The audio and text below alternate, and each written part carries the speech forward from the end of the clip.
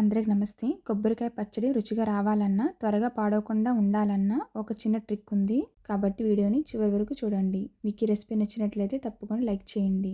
ఇప్పుడు కొబ్బరికాయలను శుభ్రంగా కడిగి చిన్న చిన్న ముక్కల కింద కట్ చేసుకుని ఒక గిన్నెలో పెట్టుకోండి.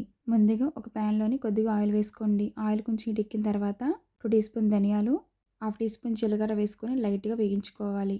ఎక్కువగా వేగించకండి. ఇవి కొంచెం వేగిన తర్వాత మీకు ఎంత స్పైసీ కావాలో దానికి తగ్గట్టు ఎండుమిర్చి వేసుకోండి. ఎండుమిర్చి లైట్గా వేగి మంచి వాసన వచ్చే వరకు వేగించుకుంటే సరిపోతుంది. ఎండుమిర్చిని లో ఫ్లేమ్లో పెట్టి లైట్గా వేగించుకోవాలి. మంచి వాసన వచ్చే వరకు వేగిస్తే సరిపోతుంది.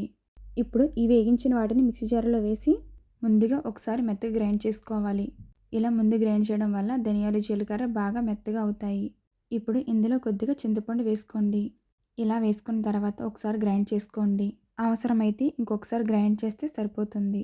ఇప్పుడు సరిపడా ఉప్పు వేసుకోవాలి. ఇప్పుడు మిక్సీలో వేసినప్పుడు కొబ్బరికాయ ముక్కల మీద నీరు అస్సలు ఉండకుండా చూసుకోవాలి. ఆ తర్వాత కొబ్బరికాయ వేసి గ్రైండ్ చేసుకుంటే అన్నీ బాగా కలిసిపోయి పచ్చడి చాలా రుచిగా వస్తుంది. కడిగిన తర్వాత ఒకసారి బాగా తుడిచి నీరు లేకుండా ఉన్నప్పుడే మిక్సీలో వేసుకోండి. ఇలా చేస్తే పచ్చడి ఎక్కువ రోజులు ఉంటుంది. ఇప్పుడు పచ్చడిని మీకు నచ్చిన స్ట్రక్చర్లో వచ్చే వరకు గ్రైండ్ చేసుకోవాలి. మనకు కావాల్సినంత మెత్తగా గ్రైండ్ చేసుకుంటే సరిపోతుంది. ఇప్పుడు ఒక ప్యాన్లోని కొద్దిగా ఆయిల్ వేసుకోండి. ఆయిల్ కొంచెం చిటికిన తర్వాత 1/2 టీ స్పూన్ ఆవాలు, 1/2 టీ స్పూన్ జీలకర్ర, అవి చిటపటలాడిన తర్వాత 2 టీ స్పూన్ పచ్చిశనగపప్పు వేసి లైట్గా వేగించుకోవాలి. చివరిగా అలాగే 4-5 ఎండుమిర్చి, 2 వెల్లుల్లి రెబ్బలు, కొద్దిగా కరివేపాకు వేసిన తర్వాత లైట్ కలర్ బ్రౌన్ వచ్చే వరకు వేగించుకోండి. ఇప్పుడు ఈ తాలింపులో గ్రైండ్ చేసిన కొబ్బరికాయ పచ్చడి వేసి బాగా కలపాలి. లో ఫ్లేమ్లో మీద సుమారు 5 నిమిషాలు మాత్రం ఉంచితే సరిపోతుంది. కొబ్బరికాయ ముక్కలు కడిగిన తర్వాత నీళ్ళు లేకుండా చూసుకోండి.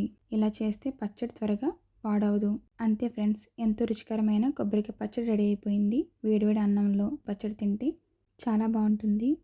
మీకు ఈ రెసిపీ నచ్చితే తప్పకుండా లైక్ చేయండి, షేర్ చేయండి.